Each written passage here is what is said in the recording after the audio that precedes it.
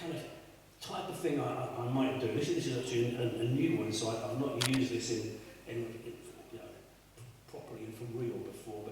But a lot of people, they think that Christianity is about being born a Christian, that our culture is that we're Christians, and we need to go to church, we need to be good, and we try and live an upright life by ourselves like that, don't we? But it never really works, does it? It might work for a bit, but we try that, and we try and live the right life, do the right things, and even when it does work, then sooner or later something just comes along and cuts it, and it doesn't work, and it can go on for a long time like that.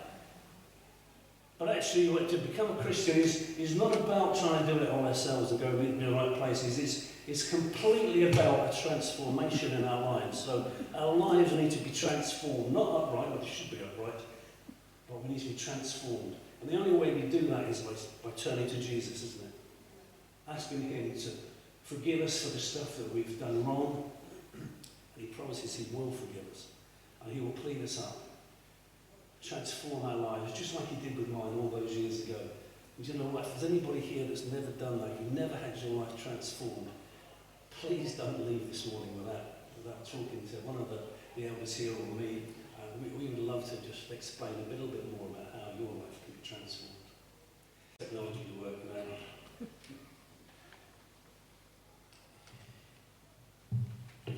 Over the last few years I've been struck by the phrase finishing well. Maybe it's as I've got older that it becomes kind of more pertinent. And I saw a great thing on Facebook the other day that said, I never expected old age to come so quickly. And finishing well comes from the parable of the talents, where the master says to the servant, well done, good and faithful servant. You've been faithful with a few things, I will put you in charge of many things. Come and share in your master's happiness. And I guess that for every Christian, those are the words that we want to hear, isn't it? Well done, good and faithful servant. And as I kind of was pondering that, I was away last week in my motorhome, and we went up with some friends that also have a motorhome that live in Taunton, and once a year we meet up for a couple of days. And my friend's a gardener, and now he's retired and he does sort of garden talks. And we were just chatting around, and I've nicked a title of his for a garden talk and adapted it. So we finishing well, but I've actually made that a little bit more sort of easy to follow with, I've called it, just move on to the next slide, 10 top tips for tip-top life. It's interesting, I kind of knew where I was going before I went away, but couldn't quite get it into a structure. And then just chatting to my friend Dave, and he had 10 top tips for the tip-top garden, and I just kind of, suddenly it came to life. I thought, yeah, that gives me a structure to put it in. So, some of them are really obvious. What are the things that we can do so that we finish well, that we end with a tip-top life? And I suppose another reason that it kind of resonates with me is because over the years I've known so many people that have not finished well. People that just haven't finished at all sometimes. And so that's kind of where I'm coming from. As I say, some of them is obvious, and it's kind of, I suppose, the way that you start is also the way that you want to finish. So my first one is this, is to eat well. And what do I mean by that? I mean, read your Bible, feast on it, don't go on a diet. I know when we're busy, it's easy to zip through life, isn't it, and not actually read the Bible apart from read our notes. And I try to do one in the morning and then one last thing at night. And sometimes I get to bed and I think, I missed the one in the morning. I didn't get round to doing anything much in the day, but at least I've got this one at night. And that's kind of okay, but don't just do that. We need to sort of eat well. I remember as a young Christian thinking, because when I read the Bible in secret, I was actually in the Navy, as I said, and I was based in a barrier furnace on a submarine that was just being built, and we were victualled in a pub. So every day I would go to work, I'd come home, we'd eat in the pub, we'd then go and drink in the pub, and then I'd go to my room and I'd read the Bible. And I read it, I don't know how many times, I would just read books a bit at a time. I remember thinking, when I'd become a Christian, and I'm still reading it so avidly, and I suddenly thought, I better slow down, because if I carry on like this, there won't be anything left to extract from it as I get older. Obviously that's not true, is it? We know that we read things many times over and God speaks and brings new things to us. But I do find that as I get older now, that it's all too easy to sort of read through those familiar texts and not let it speak to you. And so when I say eat well, it's that whole thing is that I'm not really pointing a finger at you, but I'm aware that I've got more fingers pointing back at me. And some of these things I've got cracked, some of these things I haven't got cracked. So eat well, keep it out of the time. And the next one is to keep connected. Stay connected with God. Well, obviously we do that with prayer, that goes without saying. But again, we can sort of skip through, can't we? Just not really giving much time to prayer. If I'm honest, prayer is one of the things that I found the most difficult in my life. I remember we had a curate in the village where I lived up in East Cornwall, and we got to know him quite well. And he asked me one day, he said, what's your prayer life like? How do you do your prayer life? And I sat there, I thought, well, gosh, I can tell you about the Bible reading. I do loads of that. I can tell you about the service. But my prayer life is a bit ropey, really. It's quite challenging. So stay connected with God through prayer. Develop your prayer life. Keep connected with the church. I know so many people that have become disillusioned with the church and they've stopped going. In fact, we called in on some people we dropped in on the way back home from the meeting. Our friends in the motorhome, we just dropped in and shared a meal with a couple that we've known for years and years and years. And Caroline in particular she was one of these people that she's absolutely on fire for God, and she's got endless energy, and she sort of would take on and fight for all sorts of things, and she's not been terribly well health-wise in the last 18 months, but she's,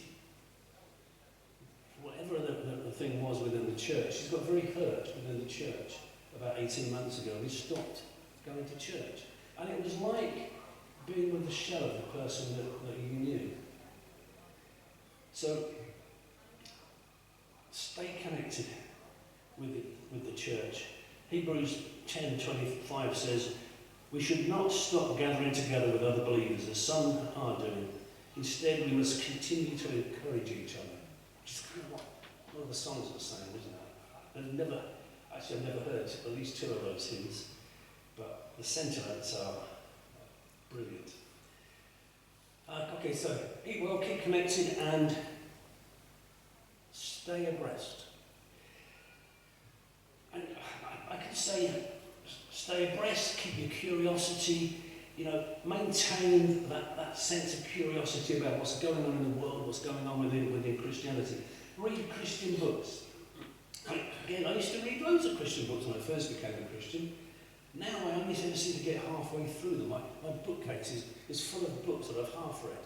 And periodically I take myself in hand and give myself a bit of a slap and I get back to it. I've started listening to podcasts. It's not my natural thing, podcasts. It's all a bit kind of 21st century, and I'm probably still stuck back in the 20th century. But I've started listening to podcasts. In fact, only yesterday I was with friends. I said, what do you listen to podcast-wise? And I wrote down a couple of recommendations. Conferences. Again, I'm not a big conference girl, right? I tend to go to conferences if I'm talking or doing the kids' work or something like that. I rarely go as a punter. And occasionally, again, I sort of think to myself, Martin, you should go to yourself a conference this year. You get plugged in and carry that on. Keep abreast, stay abreast. So, next one, carry on serving. So, what is your calling? What is or has been your ministry? Has it changed? Did God say retire? Do come in. You're very welcome. Or you can stay there and just listen from them.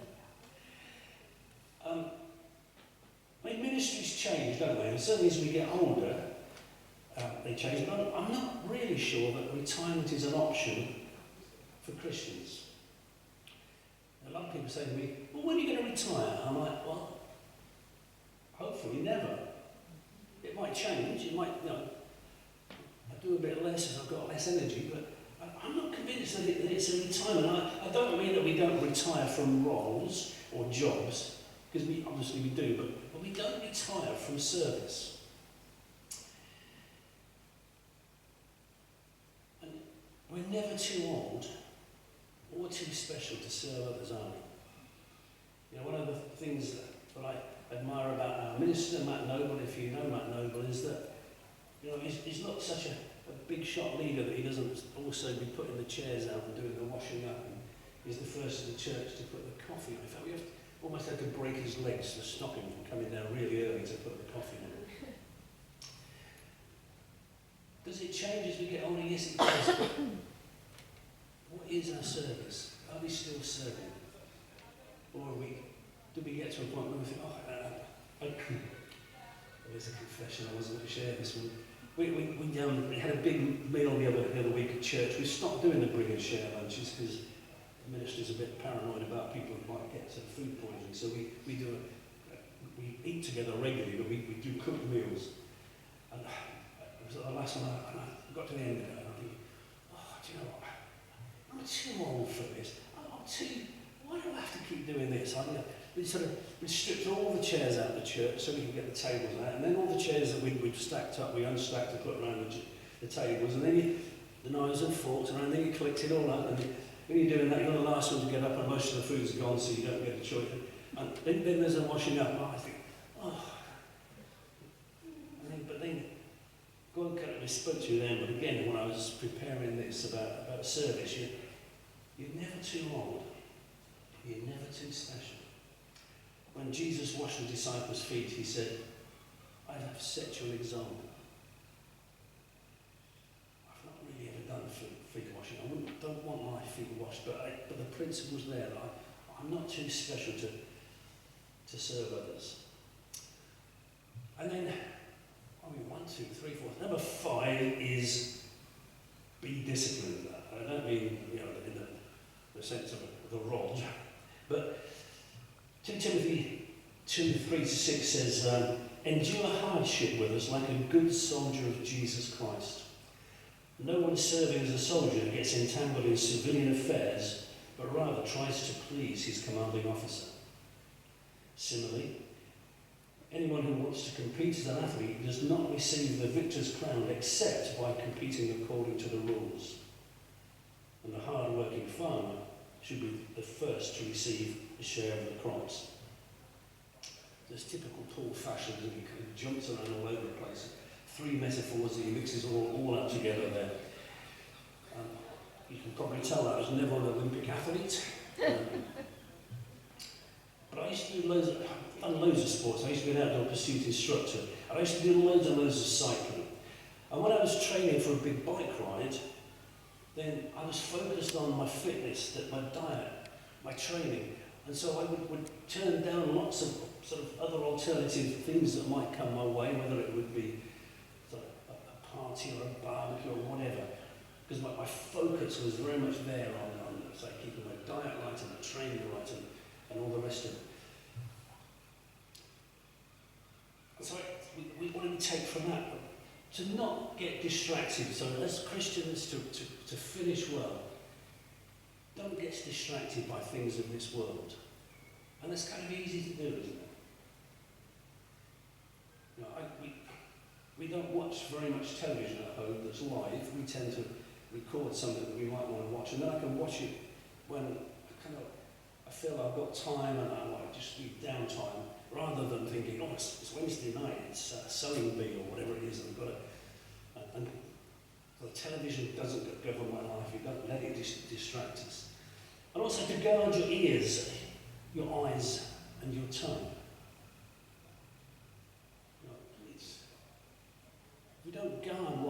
goes in, then what comes out is going to reflect what's gone, isn't it? So, a friend of mine, Pete Hodge, I borrowed a book from him once all about Lance Armstrong, the cyclist, before he was discredited for using drugs. And I borrowed it, and there was loads of bad language in this book, and my mate Pete had gone through it, and crossed out all the bad language in it, which I thought was maybe a little bit excessive, but as we say, we need to guard what goes in, and to put on the armour of God. And this is 6. Remember the goal. Where are we heading? That's the thing that motivates us, or should motivate us. Towards the end of Paul's letter to Timothy, he says, I've fought the good fight. I've finished the race. I've kept the faith. Now there is in store for me the crown of righteousness, which the Lord, the righteous judge, will award to me on that day. And not only to me, but also to all who have longed for his appearing. And I read some bits and pieces from Revelation again the other day, at the end of Revelation, about the new city that will be established. And it's just like, oh yeah, that's where I'm going, that's what I'm longing for. Towards the end of a long bike ride, your head's down, your backside's a bit numb, and all you can think about is the medal that you're going to get at the end of it, if it's that kind of an event, a cool drink and a hot bath. But there's also the joy of having taken part in the finishing. And it's kind of that makes it all worthwhile. I had a sponsored bike ride across Kenya some years ago, and we cycled across the Rift Valley. So it was amazing. We cycled down the Rift Valley, we cycled across the Rift Valley, and then you have this enormous running hill that seems to go on forever and ever at the other side. And it was for the joy of getting to the top was just unbelievable. And then when everybody arrived, because you all arrive at different times, and that sense of togetherness, we're all part of this together, we're the ones that have written it with. Well, that's just for a bike ride. What's it going to be like when we get to heaven? A new heaven, a new earth, a new body. Oh, looking forward to the new body. Okay, my next one is to be countercultural. Romans 12:2 says, do not conform any longer to the pattern of this world, but be transformed by the renewing of your mind. Then you'll be able to test and prove what God's will is, his good, pleasing, and perfect will. We're supposed to be different from other people as Christians. Our neighbours and our colleagues should see the difference in our lives, not just because of the things that we don't do, or we don't do this or that other, but because of the things that we do, because our priorities should be different. Our priorities shouldn't be, about making loads of money, getting the biggest house, having the flashiest holiday, whatever it is. Our priorities should be different. There's nothing wrong with big houses and holidays, etc. But if there are priorities, then there can be. As I was preparing, I was thinking, I'm going to look at the Beatitudes. And then when I got into my 10 top tips for tip-top life, I sort of realised that actually I'm not going to have time to look at the Beatitudes. So I'm going to give you the homework. At some point when you get home, read through Matthew 5, 1 to 12. Look at the Beatitudes, because it reflects a counter-cultural lifestyle that as Christians that we should be living. I'm not doing too bad on time. I can unpack some of these a bit more. My next one, exercise hope. Romans 5, verses 2 to 5 says, we rejoice in the hope of the glory of God. Say that again. We rejoice in the hope of the glory of God. Not only so, but we also rejoice in our sufferings, because we know that suffering produces perseverance, and perseverance produces character, and character, hope. And hope does not disappoint us, because God has poured out his love into our hearts by the Holy Spirit whom he has given us. Now I think, hope is given by God that clearly tells us there that it's by the Holy Spirit that God gives us hope. But I think it's a choice as well. We choose to have hope. We choose to be hopeful. We choose not to give in to despair, but to have hope for whatever the situation is.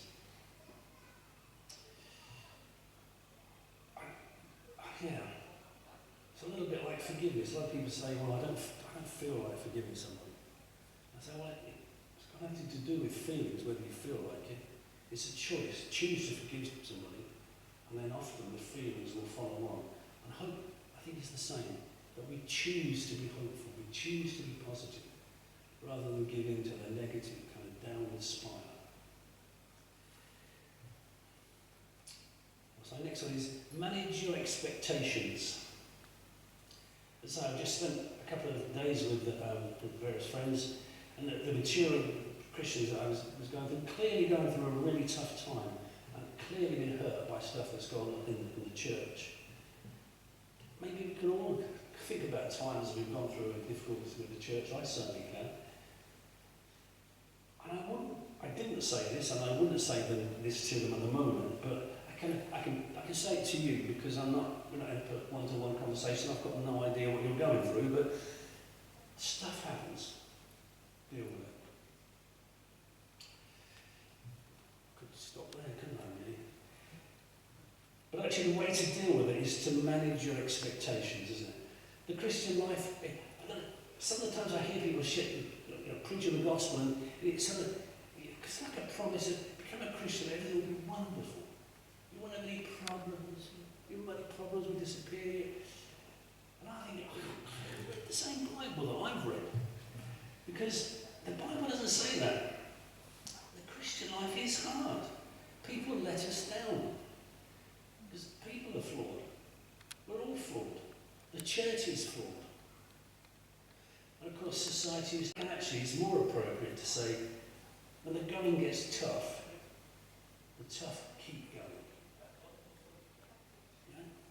Get going just because life's got tough.